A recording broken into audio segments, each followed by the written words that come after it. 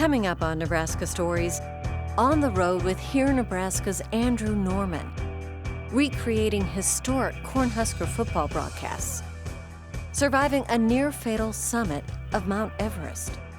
A 98-year-old man shares the healing powers of pie and the science of soil.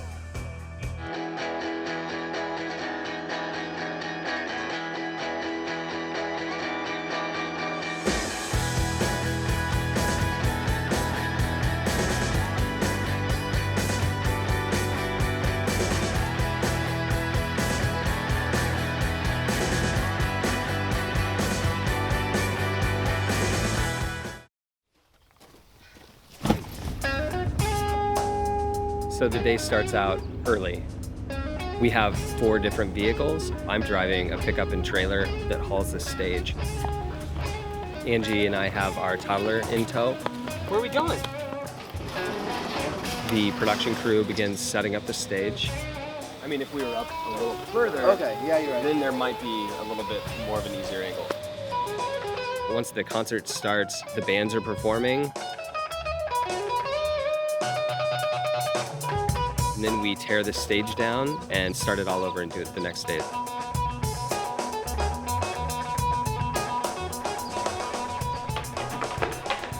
It's day 7 of a 12-city tour. Hear Nebraska's effort to bring the best musical talents in the state to audiences with less access to live original music. Every night is different on this tour, so you never really know what to expect. Basically, we're nervous until people show up. In a town like Lyons, population 851, the concert is a bit of a risk. There are some times where you'll have 400 to 500 people come to a show, which is really rewarding. There are also nights that we maybe have a lower crowd, which happens frequently in a small town. Risk is nothing new for Andy and Angie Norman. What started out as an idea for Andy's master's thesis has transformed into an artistic force, gaining national recognition and challenging stereotypes. With a roof over my head. We definitely tried to kind of evolve the understanding of what Nebraska is and can be, and kind of share our vision for a more experimental, creative community. 'Cause you're not dead, not yet. He's gonna let you down. Hold on. Together, this husband and wife created a website highlighting the best local and emerging talent. In just a few years, this Omaha-based nonprofit has had a big impact on the state's music scene. We have a fantastic performance for you tonight. Please give a warm Lions welcome to Satchel Grande.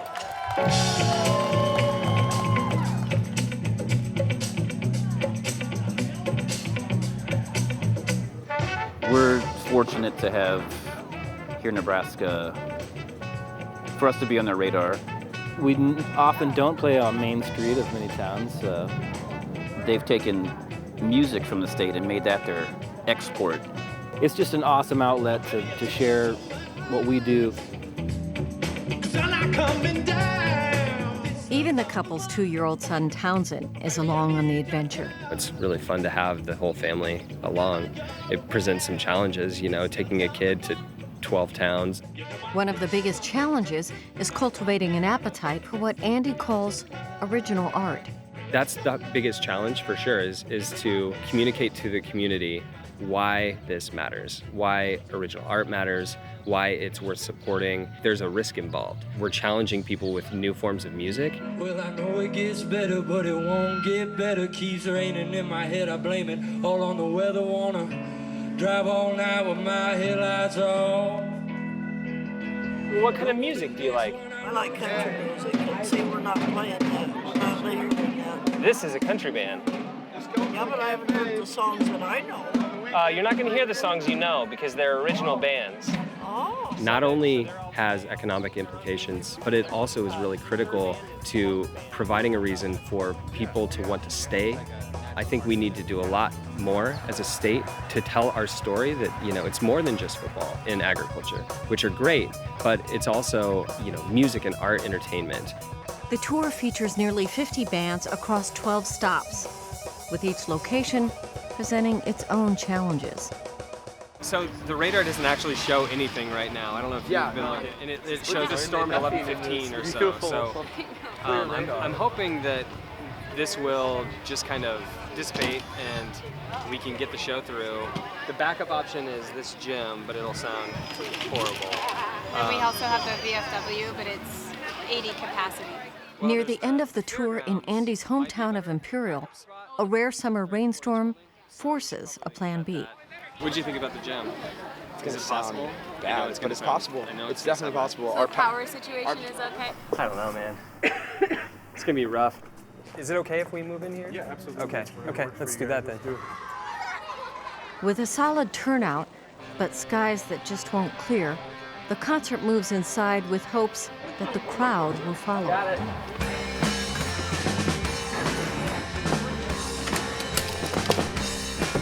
Please give a warm welcome to Uh-Oh. I don't know if it was like all the bodies in there, but somehow it sounded really good.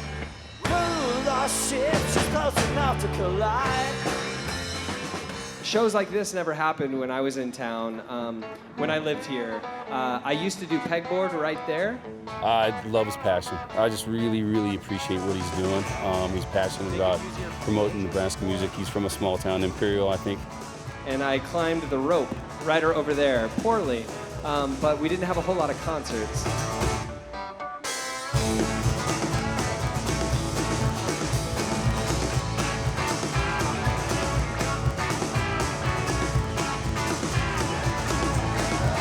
Please give a round of applause and come up and dance to Chris Lagerband. I say we dance, I say we be free, I say we do our things. Can you dig that? Everybody come in. I've never seen a concert like this in my hometown in my life.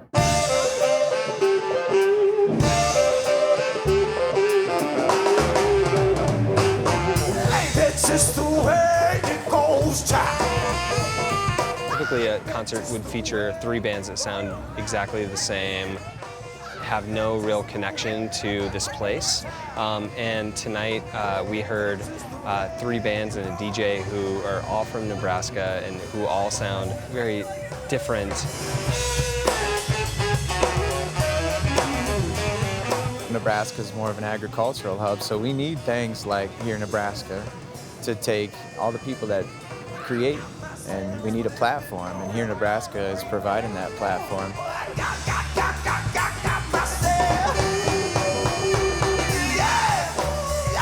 I'll drive to Denver in a day and back just to see a concert. It's a huge thing to bring that to the audience of Imperial and get a taste of music they're not familiar with and bands they've never heard of.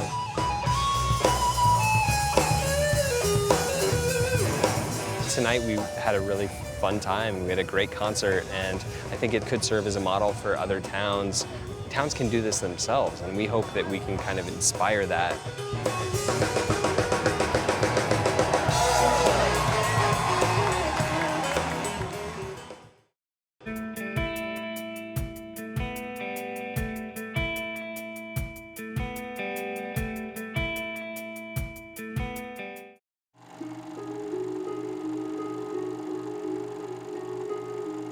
It has some historical significance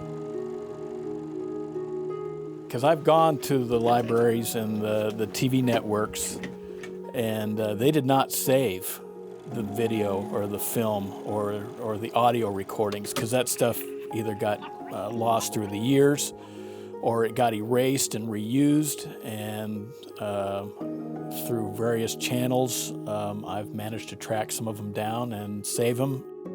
Jake has made it his hobby to restore and build his own Husker football broadcasts from old film reels and radio calls.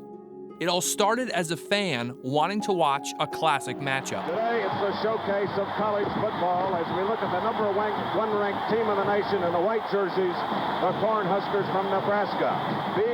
I wanted to see the game of the century, the 1971 Nebraska-Oklahoma game.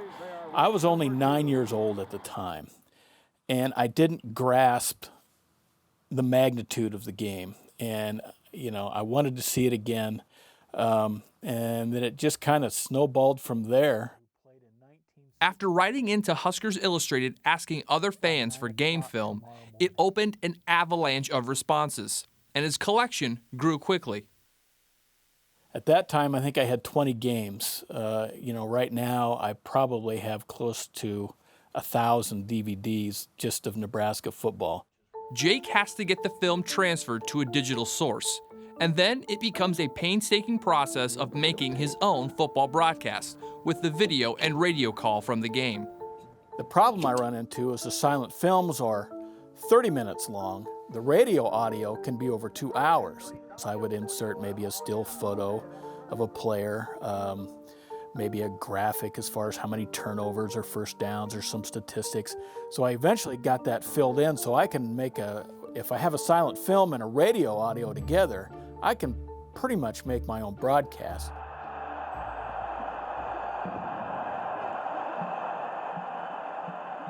My oldest game with audio is the 1941 Rose Bowl with Stanford and Nebraska, their very first bowl game. Went to the Library of Congress, got the radio audio. I knew there was a silent film out there. And then what I did was I loaded it on my computer and I synced up the picture with the audio and burned that to DVD. So I kind of have my own homemade broadcast of the 1941 Rose Bowl. While collecting for himself, Jake has also had the opportunity to share his collection with former players who are featured in the games he's working on. Jerry Murtaugh, who has his Legends radio show, he was kind of the first one to utilize my audio library. And when he was first starting his show, he wasn't quite sure what he had or what we were doing. And he had Guy Ingles and Van Bronson in studio, and they played the audio of Van's 80-yard touchdown pass to Guy Ingles in the Kansas game in 1970. And Jerry said, you should have saw the look on their faces. You should have saw their eyes light up. They just love it. And I've gotten to be good friends with some of the old players because of that. And like I said, they call and they ask me for stuff, and I'm as accommodating as I can. Sometimes it's kind of almost the sad part about it is I'll work on some of these games, and there's a particular player that catches my attention just with his enthusiasm or the way he plays. It turns out he had passed away. And that's the part that kind of kills me. While Jake continues to hear from people who may have film or audio that he might be interested in, he stands firm on his position of selling material he's put together. I just respectfully decline, or it's a copyright thing. I'm not a copyright lawyer, and I tend to, on the side of caution. I don't want to get in trouble.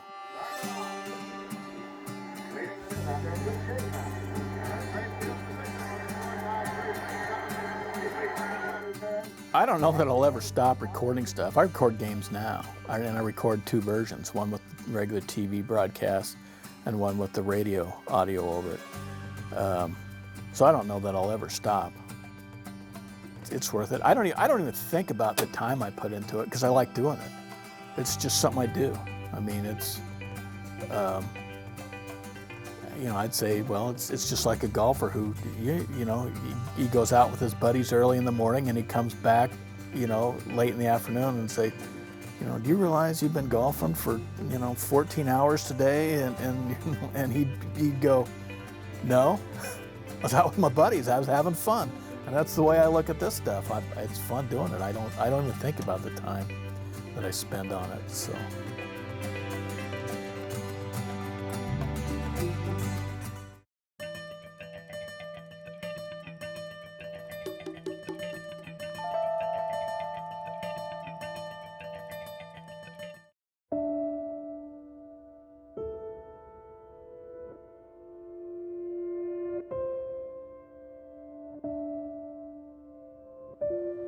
It was so cool to be up there. You're the highest person in the entire world.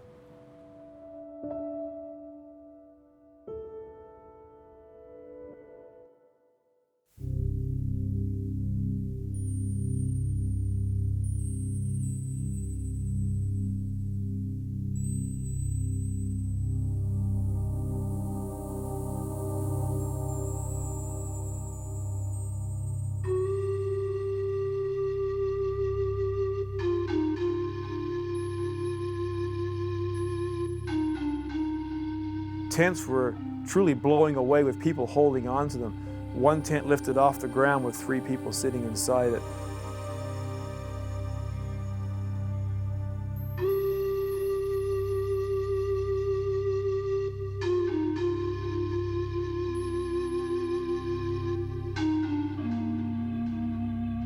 All these different emotions. I was elated, super happy to be up there. It was spectacularly beautiful. You know, I get a little bit teary-eyed. It's something I've been working for almost 40 years.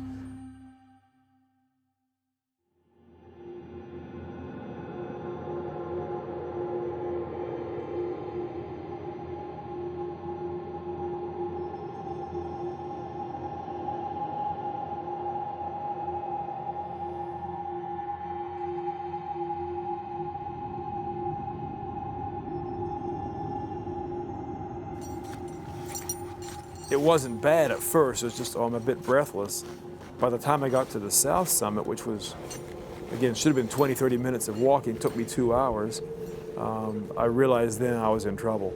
I would sit down for a rest and take 50 breaths. I would count 50 hard breaths and feel no improvement at all. If you sit down and rest for a long time, you're never getting up again, especially if you should fall asleep. You'll never wake up. And I thought, this is it. I know where and when I'm going to die, and it's right here in a few seconds.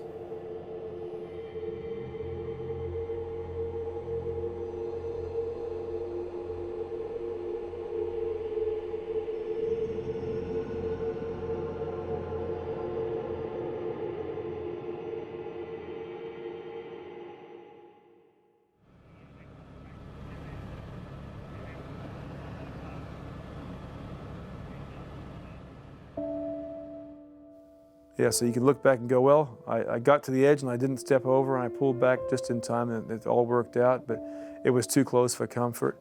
And I've already decided that I'm done with 8,000 meter peaks. I don't want to get back into that situation for somebody else to help me or for myself. Lessons I learned on Mount Everest. I learned Mount Everest want to kill you. It doesn't care about you at all.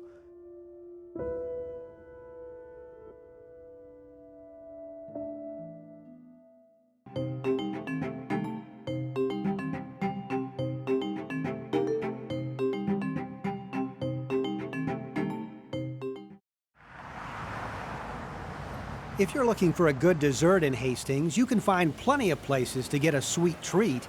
But some of the city's tastiest pies and cakes come from the kitchen of this small home, where Leo Kellner has lived for more than 6 decades. Thank you, Leo. Thank you, Leo. Red velvet's my favorite. The doorbell seems to always be ringing here. All right, we'll see you later. As friends stop by to pick up one of Leo's culinary creations. Christmas, and thank you so much for making this cake. Thank you again. Yeah, thanks. Leo spends his days in the kitchen, gladly, baking hundreds of pies and cakes every year. My crust is flaky and tastes like more or less like a cookie. And Leo Kellner is 98 years old. I gotta have something to do. I'd be dead if I wouldn't be doing this. I lay at night in bed and think how I can change things, make things better. I've changed my pie 3 times, apple pie. Leo grew up during tough times in the 1930s, watching his mom and sister bake with whatever ingredients they happened to have. He spent a lifetime working with irrigation and grain drying businesses. He didn't retire until he was 92. That's when Madeline, his wife of 72 years, got sick and passed away. I started 4 months or so after my wife died. I was sitting there not knowing what to do with myself. You know, I was used to working and I'd given up what I was doing, you know. And I was sitting here in the house and I said to myself, I can bake. He made 144 apple pies that first year and hasn't stopped since. You might think it provides a great retirement income for Leo, but the thing is, he doesn't charge a cent. He gives every one of his pies and cakes away for free to friends those who are sick, or to hospice volunteers, to those attending a funeral, to an elderly woman, or a man who just can't afford a good meal. You don't know what that means to a person. Unless he wasn't poor like I was years ago. I would have been so tickled. My folks could have given me a pie or a cake, or something. So I lived that life. And that's why I am happy. When I can help somebody, put a smile on their face. Hey, Leo. Leo is even building a pie-making legacy. He's mentoring 12-year-old Maddie Music, teaching her how to bake because, as Leo puts it, girls today need to know more than just how to run a computer. What's up, Genda? He's like my other grandpa, kind of. When I get older, I want to bake for my kids and teach them how to do it. And even if they don't like it, just who doesn't love food anyway? I consider her just more than a friend, like part of me. When I go, I want her to take over where I left off. Because I think she will. He can share his recipes with Maddie, but she'll soon learn Leo adds something to his pies and cakes that you can't buy in a grocery store. I make it with love. I don't make it just to be making it. I make it with love. It's my secret ingredient.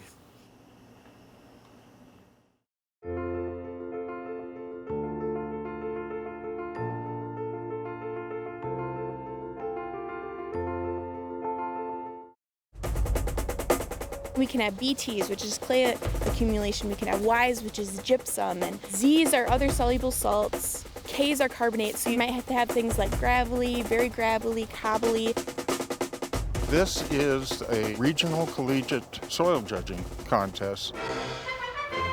We have representatives from South Dakota State University, University of Nebraska, Montana State University, University of Minnesota, Iowa State. Who can do the best job describing the soil and landscape?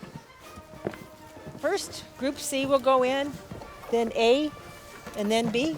They're making calls on how water will hold up in the soil, things like that. So they're making a lot of different calls very quickly, something that would take a soil scientist much longer to do, and we're having them do it in about 50 minutes. 2 minutes. If you look at soil, sometimes you feel like, oh, that's just dirt. My teacher, Becky, was like, actually, it's not dirt, it's soil. I said, no, this is dirt. So it's just like, I don't think a lot of people understand that it's more to this. There's just so many different things that you have to do with your hands, just with your hands, to try to figure out what kind of soil it is. No, I didn't worry about it. I mean, everybody's been saying that, but I'm just used to it.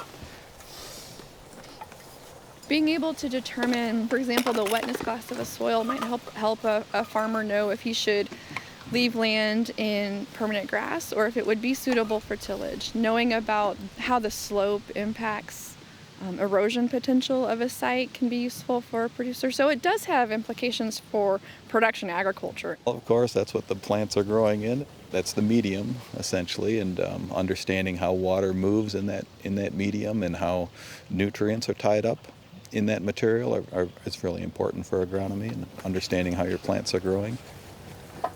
Each soil has its own name that's super complicated, like albal, argialbal, and that is a super complicated description, but if you know it, it's like a language. By just reading that word, you're like, okay, we've had clay alluviation, we have an E horizon, and it's probably an upland soil, mollisoliform, bended prairie. And then what's really cool is by just looking at those pits, I could tell you if you can build a house there without a basement. I can tell you if you can put a septic system there, and I can tell you, say, if it's gonna flood or not. Oh my gosh, the amount of soil puns. And soil scientists in general, like, I love this pun, we're down to earth. All us is dust in the wind, which soil scientists would chuckle at a little bit.